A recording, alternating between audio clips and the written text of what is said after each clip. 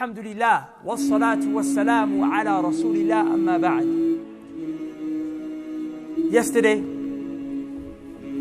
Brother Ali Banat, he passed away. Allah forgive his sins and have mercy on him. He's been prayed on and he's been put in his grave. He spent his first night in his grave yesterday. For those who don't know, he was a brother who 3.5 years ago was told by the doctors he had 7 months to live. Out of nowhere, he was told he had cancer. Before that, he was a very rich person. He used to drive a Ferrari Spider. His shoes were all Louis Vuitton.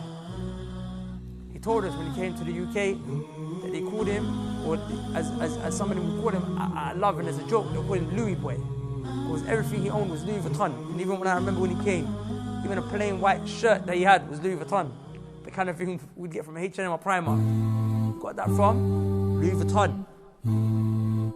And the moment he found out that he had cancer, and the doctors told him he had 7 months to live, it changed his life. Everything he had, he sold it. He sold his business. Took all his shoes that he had. He took them to Africa in Togo. And he gave them away to the kids. I remember when he was here, he had 2 fat suitcases with him. And the suitcases were filled with Louis Vuitton shoes. And he told us, because when he came to the UK, he said, after this, I'm going to go to Saudi Arabia for Umrah.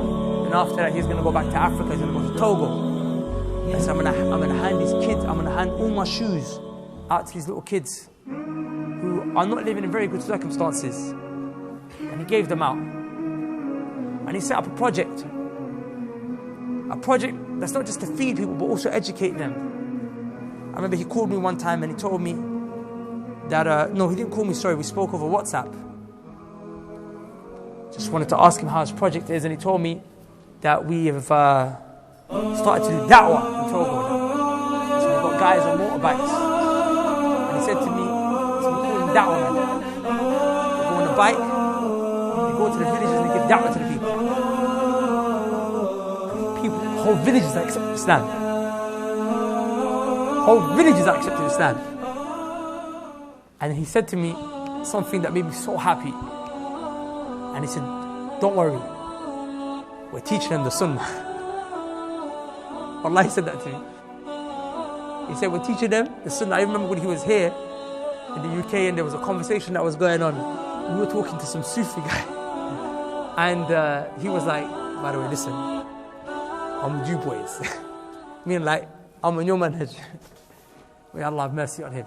Forgive me sin. And he enter into Jannah. So he gave his whole life to doing that. And he inspired many people.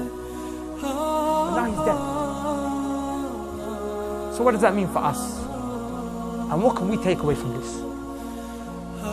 What can we take away from this?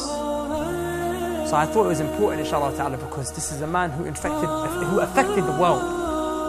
He affected the world. I would go to so many places and people are talking to me about him. He really affected the world. Is he going to be someone who just died and passed on and we didn't take a lesson and benefit from him? Or are we going to take a lesson and let it impact our lives? My wife came to me today. She was very sad. She's been sad for 2 days. She's been reading all the stuff about him and going through all his videos, and she was like, it's really breaking my heart. You know, he's dead. She said, I feel bad. I said, I feel sorry. I said, what do you feel sorry for? Sorry for him? Or sorry for us? Why are you feeling sorry for him? Why are you sad about him going? Why are you sad about him going? He wanted to go. You know, see that video, Gifted with Cancer? He said, I wanted to go. He said, one time I thought I was going to die. He said in the video, one time I thought I was going to die. And when I woke up the next morning to find out I was still alive, I became sad. He wanted to meet Allah. And wallahi, we don't praise anyone before Allah, and we don't know what happens and what's the state of the people's hearts. All we know is that we look at the signs of the way a person died. And one of the brothers that was close with him told us that he took the shahada before he died. He wasn't able to utter it, but he was saying it, was doing it in his heart because he wasn't able to speak. So for us, we inshallah, he's in a good place. We know he's gone back to a merciful Lord. So I'm not feeling sorry for him, I'm feeling sorry for me.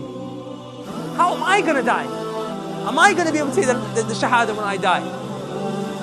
Am I going to have that point in my life where I turn around and I start directing myself towards the worship of Allah subhanahu wa ta'ala and sadaqah and ibadah? You know, the worship is of many types. The worship is of many types. Imam Malik rahimahullah, he used to teach a lot. He used to teach a lot. He was always teaching. And everyone has haters. Imam Malik had haters. So one of the haters wrote to Imam Malik. He said personally, I think you're teaching too much.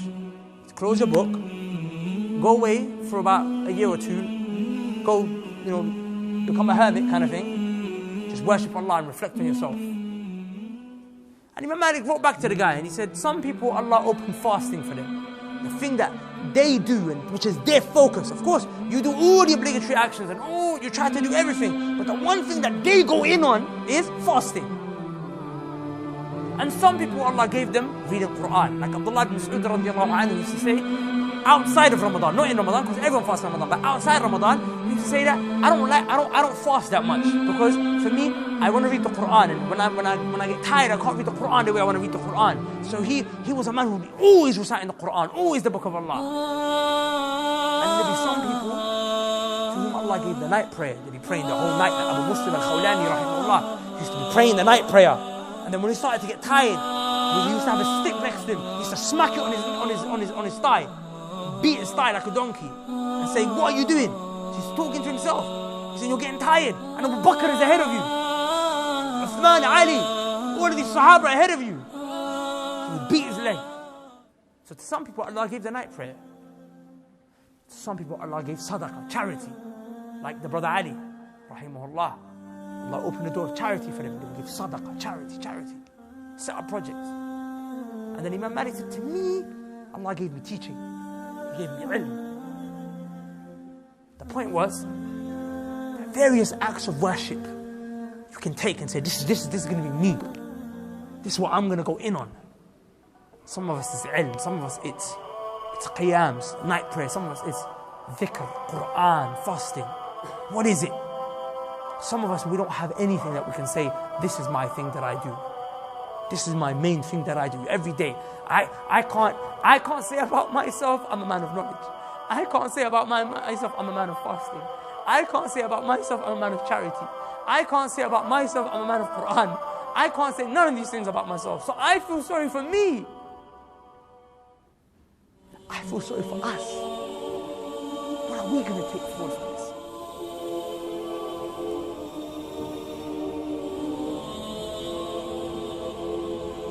I want to mention to you a few benefits that I personally took from his death and his life.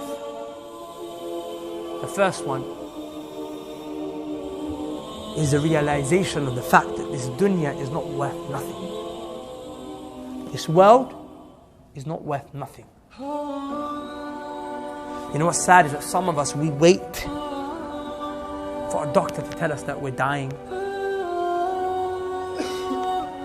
in order to realize this dunya is not worth anything, and I'm now heading towards a world where I will live for eternity. Ya laytani qaddamtu li hayati. As the person will say when he sees the hellfire, destruction upon me, if only I sent something forth for my life. What life is he talking about? The